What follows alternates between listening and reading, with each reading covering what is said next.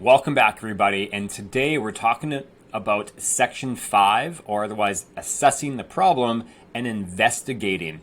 So now that we have done the preliminaries and we now understand how to properly communicate, how to hold our body language and create different tones and facial expressions, now we need to figure out how do we find out what their problem is, or otherwise speaking, their pain points, so that we can then provide the proper solution for them. So let's dig in on what today is going to unfold. So first thing is that we're going to be talking about motivational interviewing and how does that play into the consultation process. Then the art of the consultation, which is broken into different segments of history, lifestyle, goals, medical PAR-Q, and the assessment last. So let's get into motivational interviewing. So before we talk about that, we're just going to go over this here. So this is really important. So communication doesn't take place because you tell someone something. It takes place because you observe them and attempt to relate. So the whole idea behind this motivational interviewing is trying to figure out what's driving them so that we can then relate with them, empathize with them, so that we can then create a better solution in the end rather than implanting maybe our ideas of what their goals should be or shouldn't be, or otherwise figuring out, we want to try and get beyond the surface layer of their goals. Because a lot of times what you're going to hear when somebody says, what's your goal? They're gonna say, to get fit, to lose weight, to trim up, to get toned, right? To get in shape, whatever these very broad scope words mean or terms mean. And it's just a defensive mechanism for most people, because as you get into it, here, I'll just make this a bit bigger so you can see what the heck I'm doing. As you get into it, you're going to realize that people, it's the same way as if I were to say, like, how is your day? The first thing that people say is good. It's like right away they say good. But if you take the time to then say, okay, well, awesome. So tell me, why is today so good? Or potentially, why was yesterday maybe not as good? So we can have that converse sort of thought process and actually create a dialogue behind how their day is. And that's the same idea when we're asking for people's goals. It's a sore topic for a lot of people. So when we ask what their goal is, most of the time they're going to give you a safe answer, and that's totally fine. It's up to us to utilize our communication skills and ultimately this motivational interviewing so that we can dig in a little bit deeper without being invasive. That's not the intention. It's so that we can have a better understanding of what's driving them to be at the gym in the first place, what pain points they're having, and ultimately is like, how may they, or how can we make sure that they don't relapse over and over again? So if we can think of the change model, people end up relapsing quite a bit, and it's quite normal. But if we have a great understanding of why, what, when, everything, they'll have a very low chance of regressing because we're going to be there the entire process. So a little backstory on motivational interviewing. So it is used in the addictions world, mainly for people that don't necessarily want to quit some sort of addiction. So we use these sort of change markers to get somebody in a state of relativity of, it's changing their process of their mind in the sense of, are they ready for it? Or why may they want to do it? So what would be so good about you changing or about you staying the same on a scale of 1 to 10? Or tell me about a time when, you felt so great that you wouldn't need to do X, Y, or Z. Or if you were to continue on the same path, how would your life look like 5 years down the road? Or who is this impacting if you do this or if you don't do this? So it's just a different way of asking questions to get some more deeper thought answers from everyone. So I'll go through it with you guys. And again, if you have questions, you want to be able to write them down so that we can go over all of your questions in the one-on-one sales call, or not sales call, mentor call, or our group calls. So, motivational interviewing, the definition. So, the definition of motivational interviewing, or MI, has evolved and been refined since the original publications on its utility as an approach to behavior change. The initial description by William R. Miller in 1983 developed from his experience in the treatment of problem drinkers. Motivational interviewing focuses on exploring and resolving ambivalence and centers on motivational processes within the individual that facilitate change. The method differs from more coercive or externally driven methods for motivating change, as it does not impose change that may be inconsistent with the person's own views, beliefs, or wishes, but rather supports change in a manner congruent with the person's own values and concerns. The most recent definition of motivational interviewing of 2009 is a collaborative, person-centered form of guiding to elicit and strengthen motivation for change. So that's exactly it. So we are trying our best to make sure that we can get people in a state of change by utilizing their own language in their own terms. And it's not us forcing them into anything, it's creating a situation where they have to think of different situations, which then creates, or enlightens different pain points that they may have, and how good it's going to feel if they actually do, said goal. So the approach we're going to take here is the motivational interviewing is grounded in a respectful stance with a focus on building rapport in the initial stages of the counseling relationship. A central concept of MI is the identification, examination, and resolution of ambivalence about changing behavior. Ambivalence, feeling two ways about behavior change, is seen as a natural part of the change process. The skillful MI practitioner is attuned to client ambivalence and readiness for change, and thoughtfully utilizes techniques and strategies that are responsive to the client. So we're going to go over some different approaches that you can actually use in the next few slides here. So in change talk. So change talk is defined as statements by the client revealing consideration of, motivation for, or commitment to change. In motivational interviewing, the therapist, or the trainer in this regard, seeks to guide the client to expressions of change talk as the pathway to change. Research indicates a clear correlation between client statements about change and outcomes where the client reported levels of success in change in the behavior. The more someone talks about change, the more likely they are to change. Different types of change talk can be described as using the mnemonic darn cat. So we'll go through that. So what is darn cat? So darn cat is preparatory change talk. So desire, as in I want to change. Ability, I can change. Reason, it's important to change. And need, as in I should change. And most predictive of positive outcome is implementing change talk. So commitment, I will make these changes. Activation, I am ready, prepared, and willing to change. And taking steps, I am taking specific actions to change. So we're going to be utilizing lots of this stuff within our consultation, as well as in the periodization and inside the close, especially the commitment part here. And during our process of like that spider webbing, which there's a video on that of me doing a demo, and frankly, I will be doing a lot of that within our group mentorship as well, as I feel that needs to be done as a live sort of event so that you can understand the sort of questions I may ask and the responses that you're going to elicit and which sort of direction patterns I may go in, so you get a better understanding of it rather than me just explaining it in a sort of a lecture form. It's not the same thing. So, strategies for evoking change talk. There are specific therapeutic strategies that are likely to elicit and support change talk in motivational interviewing. Number 1, there's going to be 10 of these, by the way. Ask evocative questions. Ask an open-ended question, the answer to which is likely to be change talk.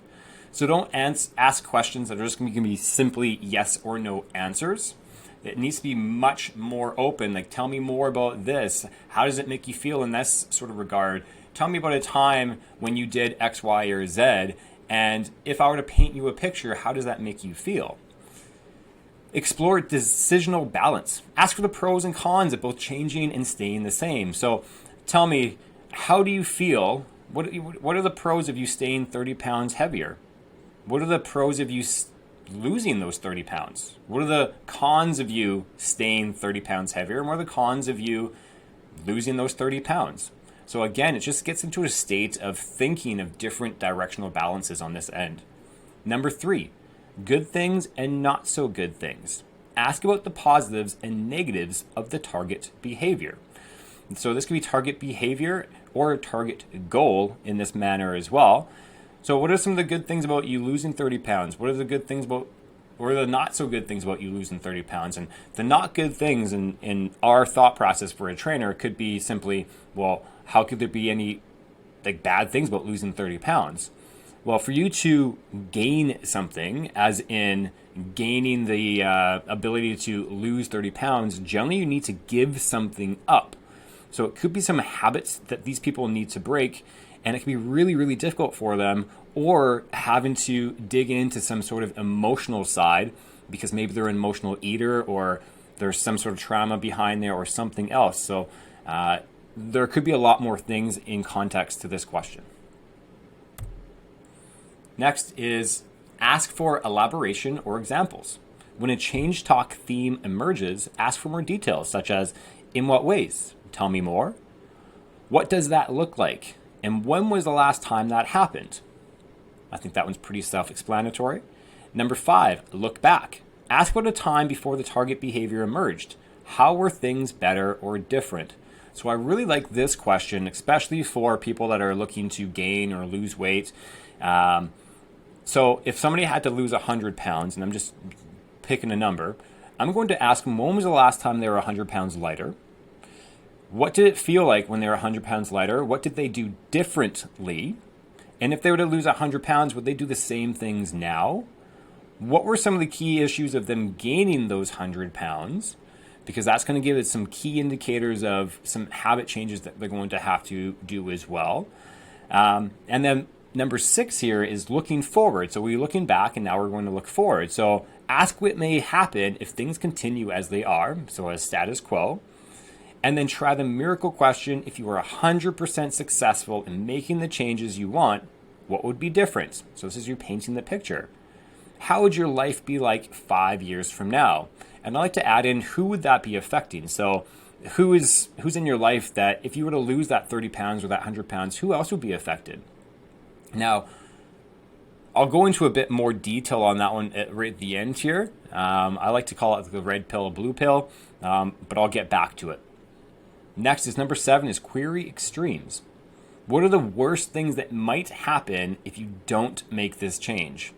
Conversely, what are some of the best things that might happen if you do make this change? I think that's pretty straightforward and self-explanatory. Then number 8, this one is a big one. So using change rulers. So ask, on a scale of 1 to 10, we have lots of these in the consult, by the way, how important is it to you to make the change? The specific target behavior, where 1 is not important at all and 10 is extremely important. Now, it's really important to give that ratio of 1 is you don't care whatsoever, and 10 is you will do everything you need to do today, use the words today, to make this happen. Where would you rank yourself? And then go from there. What might actually happen? What might happen that could move you from a blank number to a blank number? Alternatively, you could also ask, how confident are you that you could make the change if you decided to? Really, really, really great questions to ask. And when we get into the consult, you'll have a better understanding of why that's in place. Number 9 is explore goals and values. Ask what the person's guiding values are. What do they want in life? Using the values card sort activity can be helpful here. Ask how the continuation of target behavior fits in with the person's goals or values. Does it help realize an important goal or value, interfere with it, or is it irrelevant? Then number 10 is coming alongside. So explicitly side with the negative status quo of ambivalence. Perhaps, keeping the 30 pounds is so important to you that you won't give it up no matter the costs. Perhaps drinking that Coke is just the most important thing for you, that you won't be able to give up that can of Coke. I hear it all the time. That maybe that's going to be your nail in the coffin. So you can kind of get that idea of how committed they are to actually making the change. Now, when you're doing these things with these people as well, I like to use a balance key. So a lot of times, a lot of trainers are going to come in, and as they're getting the clients to paint their pictures, like, okay, so what are your goals? I want to lose 30 pounds, and I want to go on a vacation to, somewhere hot in 6 months from now so I can be on a beach and blah, blah, blah, blah, blah. Okay, so the initial trainer is going to ask, okay, perfect. So imagine yourself on a beach. You're going to be doing X, Y, Z, blah, blah, blah. Getting them really, really pumped. Now, there's nothing wrong with that whatsoever. So it's going to get the client really, really high. Okay, so this is what I would call maybe the red pill. Okay, or you could call it the blue pill. It makes no difference. Now, we want to think of having that person go up quite high in the sense of being really, really positive. Like, I'm going to make this change. I'm going to friggin' do it. Yeah. But then we also want to give the absolute different approach as well. So just imagine yourself, I'm going to give a real world scenario here. So I've had lots of consults where I get a person that comes in and the person needs to lose a ton of weight. Okay, I'm not going to say a number because it's not important, but they need to lose a lot of weight. And when they're sitting inside the consult room, you can see that they're physically and emotionally drained. They understand how important this is to them, but also to their family. And they understand that if they don't do this, it's a big burden on the rest of the family. So I always showcase, okay, so if we get this done and you lose this weight, how is that going to feel? How does little Tommy feel and little Susie feel when you've now lost that weight and you're able to play with them in the backyard? You're going to see them light up, and it's a really nice feeling. And as you go through, at the end of that, I just say conversely, okay, so, let's just call him John. So John, I want you to think of it this way. You've been wanting to come to the gym for the last 2 years. You've been driving past it because it's been really scary for you to actually come into here. And first off, I have to thank you for coming into this consult room, because it's probably the hardest thing that you're possibly going to ever go and do, because it's quite, it's overwhelming and it's quite intimidating being in front of a trainer. But, I hear it all the time when people say, yeah, they want to do this. And then I showcase what the best option would be for them. And then they say, they need to think about it. Now, I totally understand if you're kind of on that base, but I want you to think of it in this sense. You've been thinking about this for about 2 years, and you need to lose 100 pounds, okay? Now, I want you to think of it, if for some reason you say, I need to think about it today, and then you leave, what happens is that people generally fall back into their old habits and routines because you've been doing it for so long. Would you agree? And they're going to nod, because it's common sense, right? So what will tend to happen is, I want you to picture yourself, a year or 3 months down the road. Now, do you think that your weight's going to start coming off with no help, or do you think your weight's going to go up? And then they're going to be like, okay, well, it's probably going to go up. All right, so think a year from now, instead of you being able to play with your kids, what might happen? Well, I might have gained a bit more weight, have a bit more, health problems and emotional problems, or whatever it may be. And then you have to hit like even a harder question. Like, okay, so now that maybe let's just say you got a heart attack. Okay, you're now in the hospital, you had a stroke, or you fell and you couldn't get back up. Now, who has to take care of you? Do your kids have to take care of you?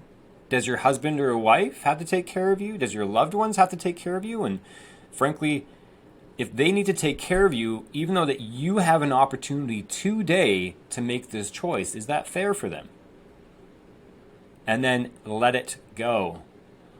Just shut up. So what's going to happen is that they're going to really have that sinking in. And if you can use names of their family as well, it's going to sink in even more. I know if you were to say my daughter's names or my son's name, I would be that much more peaked up because obviously I don't want to let them down. Now, this is not intended to manipulate or to get them into the wrong state of mind.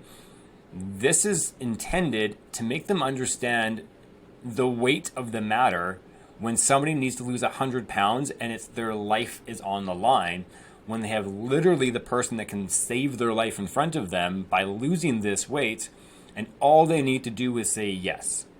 Most of the time, guys, it's not really a financial issue. It's a commitment issue where we need to make sure that they are very committed logically and emotionally, as we said earlier, and this part's the emotional part. Just understand that we need to drive them emotionally by pushing on their pain points.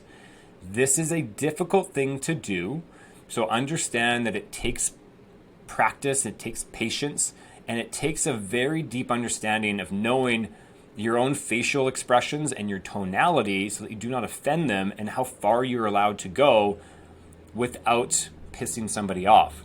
How I were to think of it is, what would I say to my mom or my dad or my brother or my sister?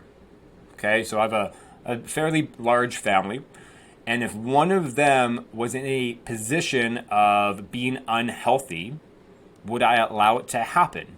Probably not.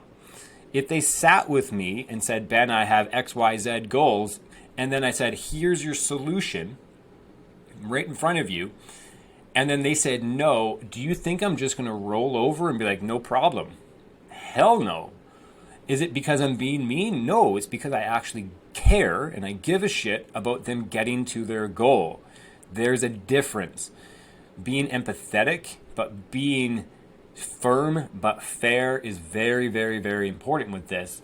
It's not about making the sale. It's about literally helping and saving their life. You guys have to understand the sort of power that you guys have in the sense of what we do to help others, so that we can then implement them into their service. So, you know, this motivational interviewing is really nice for getting all the nice and fluffy stuff out, but we have to make sure that we can get both areas, because it's not always about focusing on all the good things that are going to happen in a year from now, which is just promises, but it could also be what are the bad things that may happen if we do not make a change. Okay, so just so you guys have an understanding about that.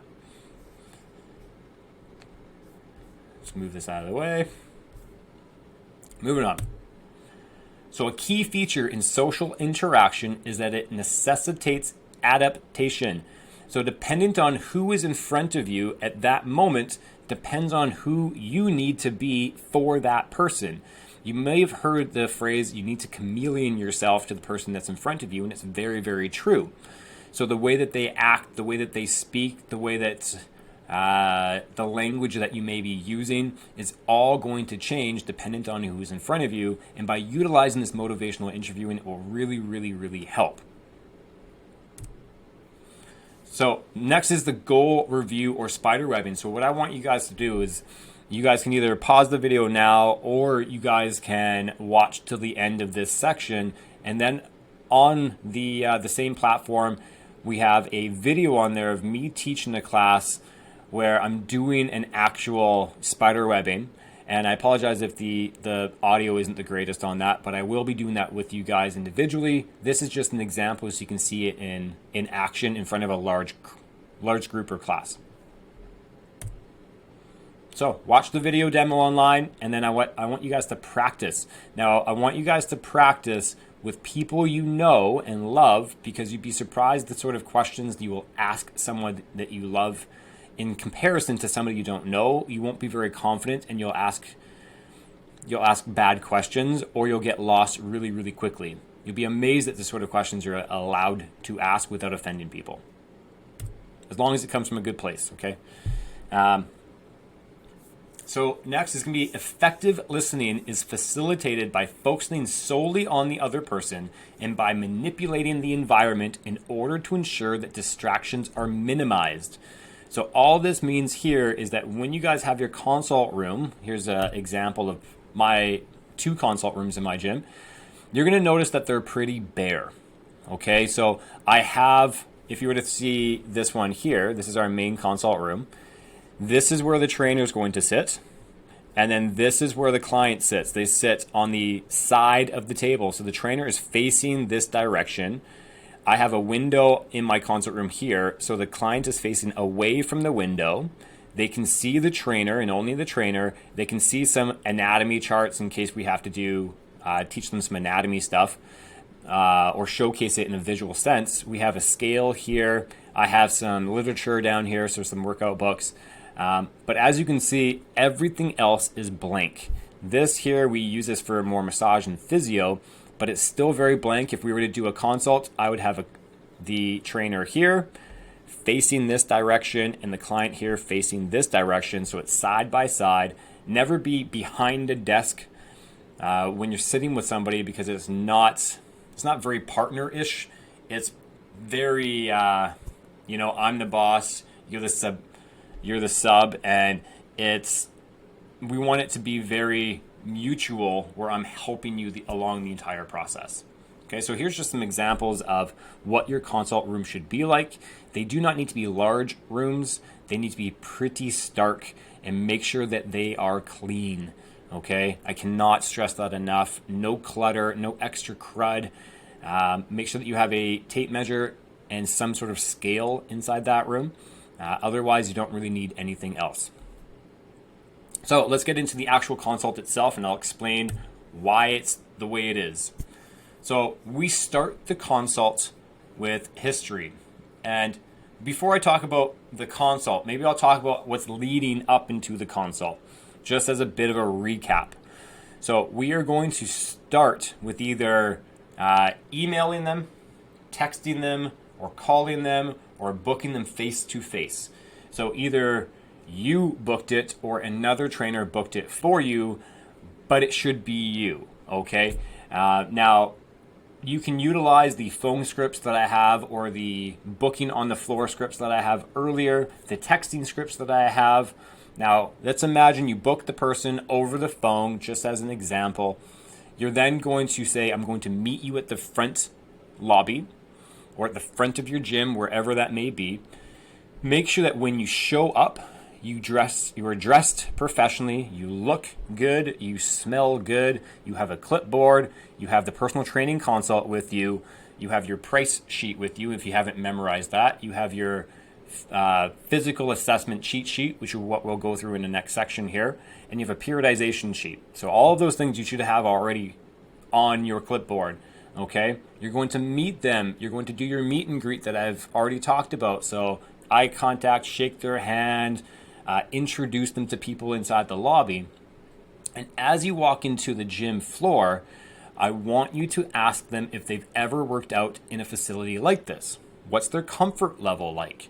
Do they live in the area? How did they get there today? What route did they take? Now, the reason I want all of these questions is, so for the first thing is, have they ever worked out in a gym like this? So dependent on what your own gym looks like, maybe it's a corporate style gym, maybe it's a boutique style gym, maybe it's a CrossFit box. I want to know their comfort level on walking into that sort of facility, because each one of these areas, each one of those styles of gyms look vastly different from each other. And I want to know if they're comfortable in this environment, because maybe it's the first time they've ever seen it. Maybe they've never even seen a gym before. I want to see their first instinctual look on their face. Like, is it, holy moly, this is like so scary, or this is exciting, or whatever it may be. Then I want to know how they got to the gym, because I want to know if they drove there. I want to know how far away they live, or if they work in the area. And when I say they work in the area, I can also understand if they are working. So I'm already utilizing this to kind of get different ideas on my consult. Then want to know if they know anybody that's working out there already. Potentially this is a good referral. And then I also want to start showcasing the facility in such a way, so what sort of amenities do we have? Do we have showers? What sort of machines do we have, or squat racks, or whatever your gym actually has? And then I'm going to give them a slight history of that gym or that location. Now, the reason being is that if we look back at the 3 10s earlier, so they have to be 10 out of 10 on the product, or you, then 10 out of 10 on the product, and then 10 out of 10 on the company. They have to trust all three of those. So during the consult, it'll be easy to say it for you and easy for the product, which is going to be on the floor. But the company, it's kind of awkward to talk about the company when you've already sat down. So while you're doing your walk around, give them a history, a brief history of why your gym is a great gym and why they should care. Okay? Then you can even utilize some of your top trainers' history as well of how many years they've been in the industry. We want to increase their certainty on that they picked the right gym based off of the experience within that gym. So this is what's happening while you're walking around. So you already have a sales mind talking to these people. You're not just walking around and asking blank questions. There's a reason for everything in a sales process. So again, you're going to meet them at the front with all of your documentation in a clipboard. Then you're going to show them around your entire gym. And take your time, be proud of your gym, and then you're going to get the idea of if they've been there before, to a gym like this before, if they've ever worked out even, did a friend bring them there, do they live in the area or work in the area, and then a brief history on the actual gym itself to increase the certainty on them knowing that they picked the right gym. Then you're going to walk into the consult room, which is what I just showed you. You're going to tell them which seat to sit in because I want them to make sure that they're sitting in a right direction so that we don't have a lot of distractions and they only look at me. And then we're going to get directly into the history. Okay? So as I'm walking into the consult room, I'm like, all right, so, here's our consult room. I'm going to get you to sit right here, and I'm just going to go ahead and sit right here. Okay? It might sound weird from this perspective, but it works really well, and frankly, they don't know where to sit, so let them know. Then you're going to sit down, you're going to be in a relaxed situation, and you need to understand that they don't really know you yet, so you need to be very friendly and kind of aloof in the first little bit here, okay? So don't be super hardcore with these questions. Ask them in a very relaxed manner in kind of a jovial state because we want them to like us. They have to like us, okay? And they're probably kind of nervous. So you're going to sit down and be like, you're going to sit here, I'm going to sit here. Next is, tell me about your exercise history. Is this something brand new to you or is this something that you've been doing for a while? And frankly, how do you like the gym?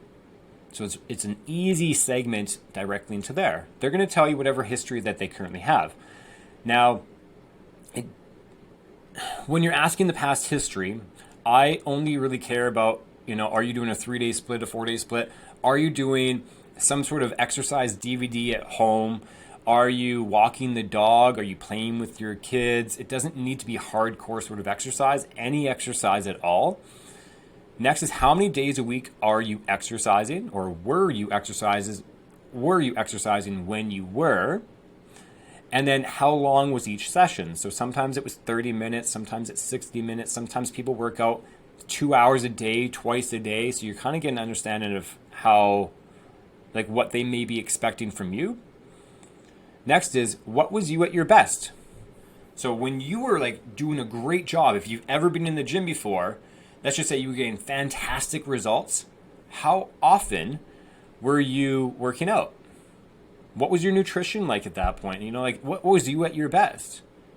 And then within that, how long does it normally take before you quit?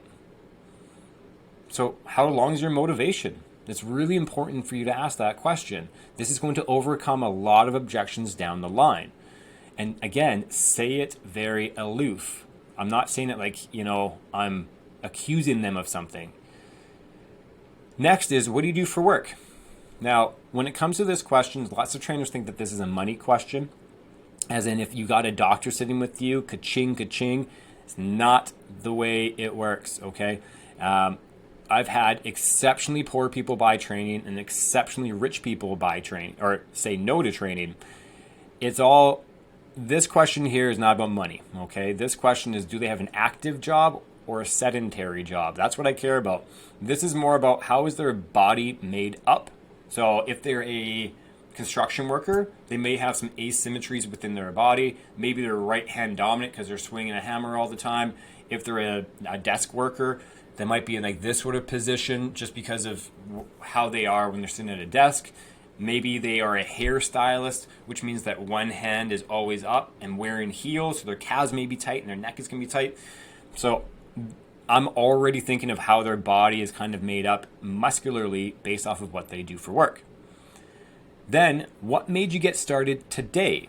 Super, super, super important question. So I like to say it in such a way as like, what was the straw that broke the camel's back? Obviously, you've been, maybe you drove past here for 2 years. Why today? Why not yesterday or the day before or last month or whatever it may be? Something happened. Something happened for them to say, I need to go to a fucking personal trainer. Okay? We need to figure that out. And once you can figure that out, boom, there's a pain point. Write that baby down, okay? And write it down verbatim. If they do any sort of catchphrases, if they use names, write them down. And then what prevented you from doing this earlier? Or, why not do this in 2 years from now or 6 months from now? Like, why now? There's always a reason why it's right now. And if somebody says no reason, you didn't dig hard enough. Have you ever had a personal trainer or coach before? Okay, so very straightforward. If they said yes, perfect. Get some details. How often were you with them? How long were the training sessions? Why are you not with them anymore? Did you see results? What was something you liked about them? What was something you didn't like about them? And then if they've said no, okay, no problem. What made you sit with a trainer today? Ask the question. Most of you are going to be too terrified to ask that because you're terrified of your own shadow. But I want to know, so why did you choose to sit with the trainer today? And I'm very much blatantly saying, well, obviously I'm a personal trainer and obviously, you're going to be my client, which is why I'm asking you this question. Okay? So sometimes people are like, well, because it was free. Worst consult ever. And you didn't set that consult up properly to begin with. They don't know why they're there. Okay? So if they said, oh, because I think I need some accountability, perfect. Think how much better you're going to feel throughout the rest of the consult because you're going to be pretty confident this person's going to end up doing something, okay? And whenever somebody sits with you, it's not a matter of if they're going to say yes or no. They are sitting with you for a reason. You go to Best Buy to buy electronics. You sit with a mortgage broker to get a mortgage. You get an insurance salesperson over to your house to buy insurance. It just makes sense. Okay? So if somebody's sitting with you, they want something, you just need to get them into the state of readiness to actually get them to purchase something. Okay?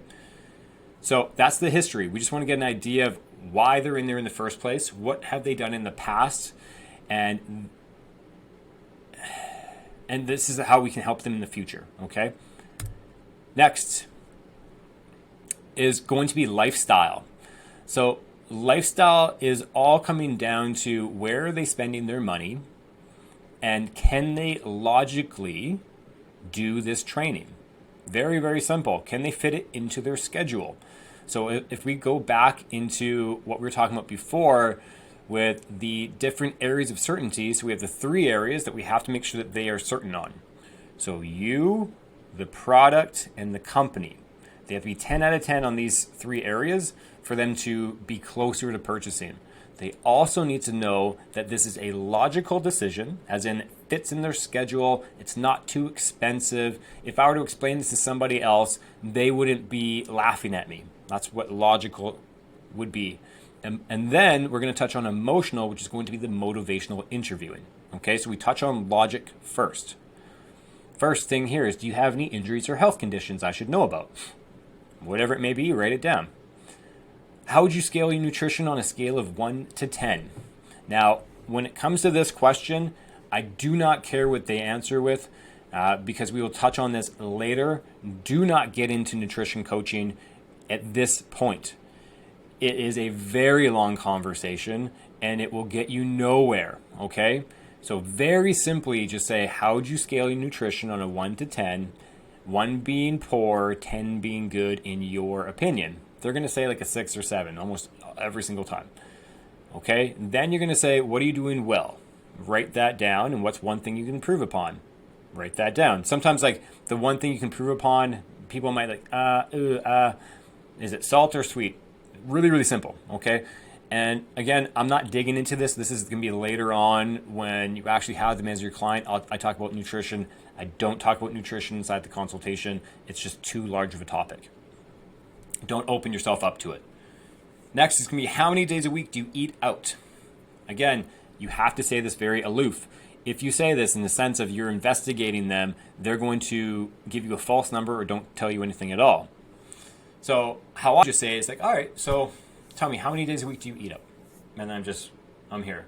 And whatever they say, I'm like, all right, no problem. I'll write it down.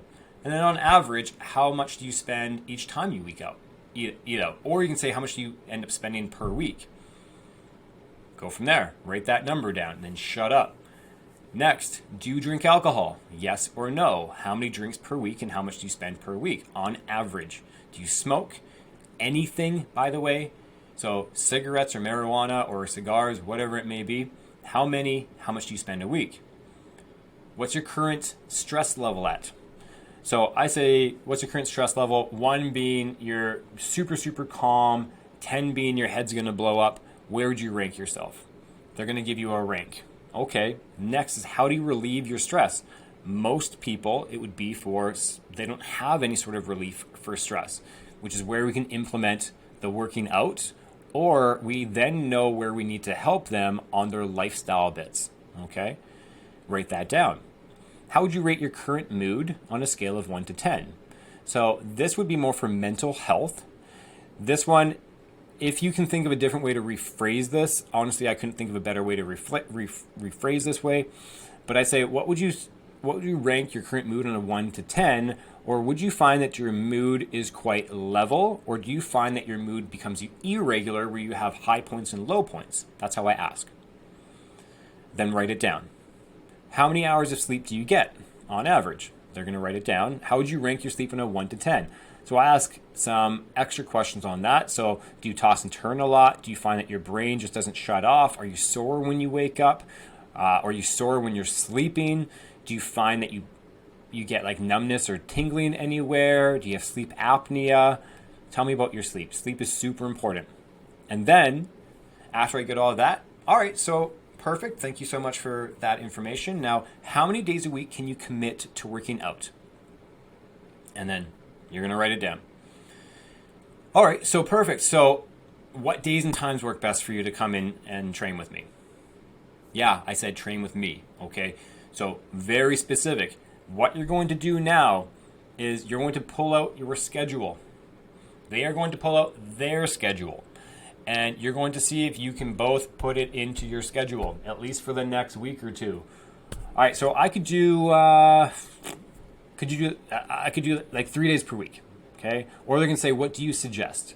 I say 3 days per week for most new people, minimum 2 days per week. But if you do 2 days per week, that just means you need to do a lot more on your own, which means I give you a lot more homework, okay? I cannot guarantee results on 2 days per week, but 3 days per week, I can get you pretty dang far with minimal homework. And then that usually really helps. So from there, if they said 3 days per week, awesome. What days work best for you? Maybe they say Monday, Wednesday, Friday, because it's really common. Perfect. So do you like to work out before work, middle of work, or after work? What's your best sort of time slot? They're going to tell you here, here, here. Maybe they're having a regular schedule, and then you can see where you can fit it in. Maybe they're the same schedule, like Monday, Wednesday, Friday, 5 p.m. It's probably one of the most busy time slots ever. And if you have that time slot, perfect. Like, oh, yeah, awesome. I could easily move some stuff around. You're always going to move shit around, by the way, to fit you in on Monday, Wednesday, Friday. That works for you? Perfect. Okay, that's going to be your time slot. If it doesn't work, you can then be like, okay, well, I could do Monday, Wednesdays at 6, and then Fridays I have a 5:30. Does that work for you? So now you guys are negotiating already. And the second they put it in their schedule and you put it in your schedule, you've overcome a ton of different obstacles down the line of, I can't fit it in my schedule, or I can't commit to this, or I don't have the time, and blah, blah, blah, blah, blah. Okay? If they have kids, make sure you ask about childcare. Or if they have pets, ask if they have time to go home to let their pets out for a walk or whatever else. Okay? These are the times we want to try and overcome these. We want to overcome them before they become obstacles down the line. Next, goals. So now we have a history, we have some logic, now we have emotion. Okay? So now here, we're going to be focusing on the goals. So what are your top 3 fitness goals? Do they need 3? No, they don't, because the top fitness goal usually kind of digs into the other 2. Now, the top fitness goals could be results-based, they could be behavior-based. If they're results-based goals, such as I want to lose 30 pounds, I still break them. I write down 30 pounds, but then I'll break them as a trainer into lifestyle or habit goals so that they're not focused on the 30 pounds. They're focused on, maybe eating a proper amount per day, or just getting some water in, or getting some sleep, which will then equal the 30 pounds over the long haul anyways, okay? Then we're going to create a timeline of when they're going to get to that goal, whatever their goal may be. Then we're going to ask the following questions on the bottom. So, what's prevented you from achieving this in the past? So, whatever they say here, maybe it could be time, accountability, money, kids, whatever. You're then going to ask, is that still a problem for you now? Or have you overcome that? Okay, again, we're overcoming obstacles. Do you have a support system? Very important question. It could be a husband, wife, boyfriend, girlfriend, kids, whatever it may be. Make sure you get who it is and get their name. Then you're going to see if their spouse or their support system, if it's not their spouse, knows they're there today talking with you, a personal trainer, which is the next question. So the whole, I need to speak to my wife or I need to speak to my husband, because people don't ask this bloody question. Does your spouse know you're here talking with a personal trainer today, and what's their thought process on it? Now, sometimes they know. Perfect. So they totally support you being here and they understand why you're here today. Oh yeah, perfect. Does your spouse know you're here today? Oh no. Okay, well tell me why not? Like, why do I know more than your spouse does? And at that point, you can have an understanding of, does that spouse even like her going or him going to the gym? Or do they think it's a giant waste of time because you're already having to overcome an obstacle? Try and overcome it then. Don't wait until the money is made into it, okay? Next is, what are you willing to give up to achieve your goals? So everyone needs to give up something to be able to gain something. So what would they be willing to give up? And this could be as simple as not eating chocolate bars every single day, or decreasing their alcohol consumption a little bit. Or it could be, because I'm spending money on this, I can't spend money on that. Or decreasing the amount I eat out, whatever it may be. Or finding time so that I can, get a babysitter for my kids so I can come to the gym and make some time for myself. Next is going to be, how will it feel when you reach your goals? So this is going to be painting a picture. So when people do the motivational interviewing spider web sheet, you should have the answer in there already based off of this one. So watch the video, ask questions when we do our calls about this one because it's a larger topic. What are the worst things that might happen if you don't make this change?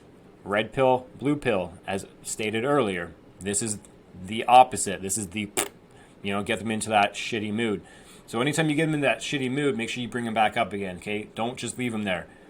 Then next is, on a scale of 1 to 10, how important is this to you to achieving your goal? This is one of the most important questions out of the whole damn thing. Now, what people do on this one is, all right, so John, tell me, on a scale of 1 to 10, 1 being you don't care and 10 being this is the most important thing to you today, how important is it for you to be losing these 30 pounds over the next 6 months? And then most of the time, people are going to say anywhere between a 7 to 10. So if they're a 10, perfect. Like, awesome. That's exactly where you need to be. Pretty much move on. If they're anything that's under a 10, so they're like a 7, all right, John, no problem. Tell me, why is this 7 and not a 6? I always want them to say something good first. Oh, it's a 7 because, I've been needing to do this for a long period of time. All right, awesome. I'm going to write that down. And then from there, I may ask the question of, okay, so it's a 7 now. What would it take for it to get to an 8? What's kind of holding you back from making it an 8? And whatever he says there is going to be some sort of objection that we need to try and overcome until we get them to that 9 and then the 10. So they need to be a 10 before you move on. There is no point in showing a package price of $9,000 to $10,000 if somebody's not 10 out of 10 committed on even doing this for themselves. So understand that we are not showcasing training to people that don't want it because it's a waste of everybody's time. It's fair. Okay, and I'm very upfront with this. Is like, okay, well, you said you need to do this for the last 2 years, plus you have health concerns and you want to do this, blah, blah, blah, but yet you're only a 9 out of 10. Now, would it be, rude of me to say or unfair for me to say that you're scared of success? I'm just afraid that you might self-sabotage yourself where you may not actually get to your goal. So tell me, what can I do to make sure that you're going to be at that 10? It's upfront, it's honest, it's caring, and nobody else is going to say it to him, so I might as well say it. Because the worst thing that's going to happen is he's going to say no anyways, so I might as well try and shoot for it, right? So that's the goals. Next is the medical PAR-Q. So this one's super, super basic. So this is on everybody's consultation, or at least it should be.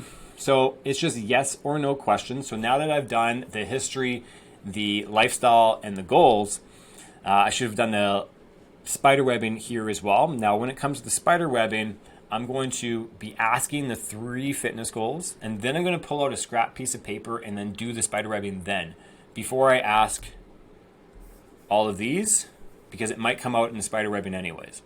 Okay? Just so you know when to pull out that sheet of paper. Next is going to be the medical PAR-Q. All I do here is, all right, so John, you have a few medical questions. I slide the consult over to him. I give him the pen. And I'm like, just answer yes or no to these questions. If you need to read it to them, and read it verbatim, and then get them to say yes or no. Now, if they're saying yes to any of these, you have to pry into those questions a bit more to see if they understand the question. Because if they say yes to a few of these, you can't do the on-the-floor assessment. It's just too risky. You should get a doctor's note because we're not physicians. If it's something where they say, yes, I felt pain in my chest in the last month. Okay, well, what were you doing? Oh, I was going up the stairs. Where was it? Oh, I was just kind of like in my breathing. Okay, was it just hard to breathe? Yeah. Okay, well, you should be fine. Losing balance because of dizziness, or do you ever lose consciousness? Did you eat? Did you have anything else happen that day? Was it like very physically straining? Or, do you have a bone or joint problem? Oh, I had knee surgery 35 years ago. Okay, does it hurt? Nope. Do you have any issues with it whatsoever? Nope, not for 30 years. Okay, well, you're fine. Okay, so just know that the physical assessment is super, super basic. And if they do, or when they do sign up for long-term training with you, get a doctor's note so that they can sign off on it. Again, know your limits, guys. Side on the earth of caution on this one as well. If you are in doubt, ask your boss or your superior. If they're not around, just don't take them on the floor. Again, err on the side of caution. Next is going to be the assessment portion. So this is included in the assessment portion of the next section, where I go over how to do measurements as well as what the assessment is. But when I do the consult, for context of this slide, when it comes to the body composition, I make it an option. I don't always say you have to do it. I think they're under enough stress as well. The very first day of my training with my clients, I do all of the stuff. So I do their body fat percentages, blah, blah, blah. Take pictures, measurements, so on and so forth. That's the first day of the session. And then, but I don't make it mandatory. It's their option. If you want to do that, by all means do it. It is a good thing to do. So body composition, if you have a body comp machine, so you can have body fat, write down their fat mass or lean muscle mass. TBW is total body water, and then their total weight. And then we have the assessment sheet there. So squat, wall arm slide, and other. So if you do anything else. And then measurements, I like to measure the neck, waist, chest, hips, arm, and calf. I don't necessarily measure the thigh. That's just a personal choice because I find that the thigh is a little bit hard to get an accurate rating on. But there you go. That's a real basic explanation of the consultation. So learning objectives for this portion here is I want you to practice the spider webbing on at least 2 different people you're very close to. Now, again, I'm saying people you're close to because you're going to ask a lot more hard-hitting questions, which are a lot deeper in thought process, as well as you kind of know where to steer them because you should know them a little bit better. Now, after you do that, what did you find? What did you find from doing the spider webbing? Did you figure out some new goals? Did you find that you got stuck places? Where did you get stuck? And, being on the opposite ends, how did you find it? Was it difficult? Was it easy? Give me these answers so that I can help you out. Next, I want you to set up your consult room. Make sure that it's pretty bare and so that the people are facing in the right direction. Then I want you to practice the whole consult with as many people as possible. So front side, back side, spider webbing, on the floor assessment, everything to do. The next section is the on the floor assessment, so stay tuned for that. And then after that, what did you find? What are some areas that you found difficult? Did you skip any questions? I guarantee you skipped some questions. And, if they went through the whole thing, are you doing objections? If you are doing objections, maybe not. Just ask the questions for now. Don't worry about the close or anything else. I'll teach you that part. But where did you have questions and what are you struggling on? Write them down so that I can help you again on our call. I hope that helps, guys.